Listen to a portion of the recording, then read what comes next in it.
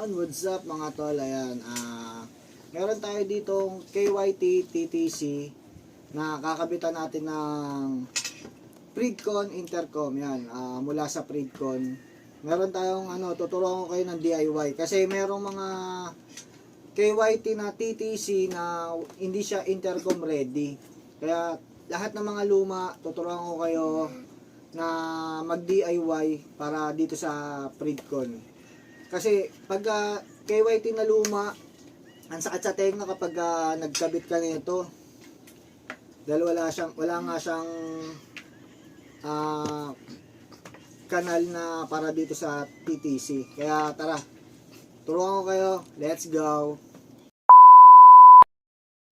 Ayan, ito gumawa tayo ng kanal dito. Ayan, gumawa tayo ng kanal para paglalagyan natin ng kuha tayo ilaw. Ayan, gumawa tayo ng kanal. Ayan siya. Ayan. Ang mas maganda dyan, itutok nyo lang itong pinakapandikit niya dito para ay na gagawin yung guide para pag ikinat nyo siya ng cutter. Di ko na nakuha ng video kaganina kung kinabit ko. Ayan siya. Kaya kapag kinabit natin yung pinaka headset niya, hindi na masakit sa tenga kasi nakalubog na siya. Ayan, kabilaan yan. Yan, ayan kabilaan. Ito yung sa kaliwa, ito yung sa kanan. Ayan ang magiging forma niya. Tapos turuan ko kayo kung paano naman mag-setup, paano natin ikakabit. Alright, let's go.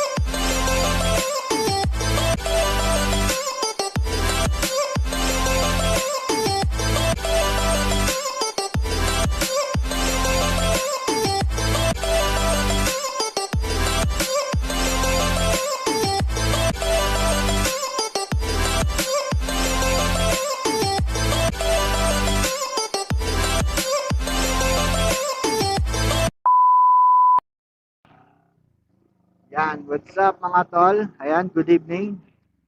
Yan, gumawa tayo ng video na to kasi nga yung ibang mga KYT user hirap na hirap silang gumamit ng KY Pro na mga intercom yan kasi nga hindi sila intercom ready. Yung mga luma na KYT yan, mga hindi pa intercom ready. Kaya nagtatry ako nito para at least, 'di ba? May idea yung iba na gumamit ng Freedcon. Yan, ng KYT. Yan, try lang naman, 'di ba? Wala mawawala eh. Pero ayan, as of now, hindi siya masakit sa tenga kasi nga nagkaroon na siya ng kanal. Yan, kanal. Kanal para sa headset. Di na siya masakit katulad nung ano, siguro naranasan nyo naman yan sa mga TTC user na unang-unang labas. Yan. Katulad nitong Dala Porta. Yan, dahil wala silang intercom ready. Kaya gumawa tayong video. Yan. Sobrang sulit to. Kasi nga, ang kagandahan kasi dito kay Pridcon, napakalinaw ng boses. Yan, napakalinaw ng boses, loud and clear. Yan.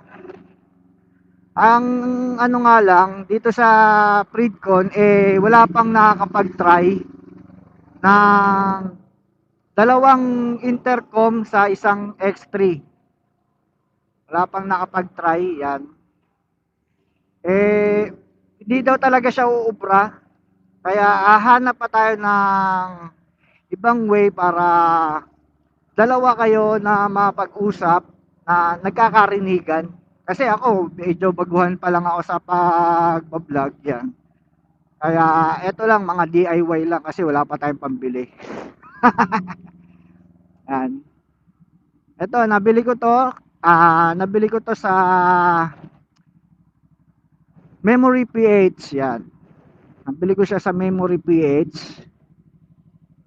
Kasi nga nung unang gamit ko talagang wala, headset lang ako, mga DIY lang, yung hindi siya wireless, gumagawa lang tayo ng voice record tapos ipapatong natin sa edit. Yan, pero itong ano, trinay ko na to napakaganda. Yan, kaya subukan nyo. Subukan nyo rin, 'di ba? Wala mawawala, pero sabihin ko sa inyo, sulit na sulit yung maano nyo, ang experience nyo rito. Sobrang solid. Okay?